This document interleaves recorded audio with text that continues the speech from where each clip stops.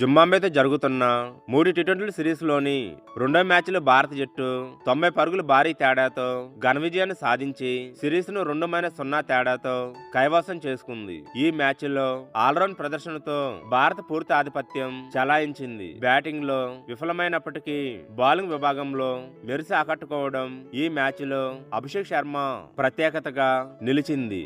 వీడియోను చూసే ముందు చిన్న రిక్వెస్ట్ అండి, వీడియోను లైక్ చేసి మీ సపోర్ట్ ని తెలియజేయండి. మొదటిసారి మన ఛానల్ ను చూస్తున్నట్లయితే సబ్స్క్రైబ్ చేసుకుని పక్కనే ఉన్న బెల్ ఐకాన్ ని ఆన్ చేసుకోండి. టాస్ వాడి తోలుత బ్యాటింగ్ చేసిన టీమిండియా నిర్ణీత 20 ఓవర్లలో 5 వికెట్ల నష్టానికి 219 పరుగులు కొన్నంత స్కోర్ సాధించింది. ఓపెనర్లుగా వచ్చిన అభిషేక్ శర్మ బ్యాట్తో నిరాశపరిచి కేవలం 8 పరుగులకే అవుట్ అయినప్పటికీ వికెట్ కీపర్ ఇషాన్ కిషాన్ విజృంభించాడు. ఇషాన్ 44 బంతుల్లో 9 ఫోర్లు 2 సిక్స్లతో 81 పరుగులు చేసి భారీ స్కోర్ కు బాటలు వేశాడు. అతనికి తోడుగా తిలక్ వర్మ మరోసారి చెలరేగి ఆడాడు. తిలక్ కేవలం 29 బంతుల్లో 5 ఫోర్లు 3 సిక్స్లతో 60 పరుగులు చేసి నాట్అవుట్ గా నిలిచాడు. ఇద్దరు మెరుపు భాగస్వామ్యంతో జింబాబ్వే ముందు భారత్ కొన్నంత లక్ష్యాన్ని ఉంచగలిగింది.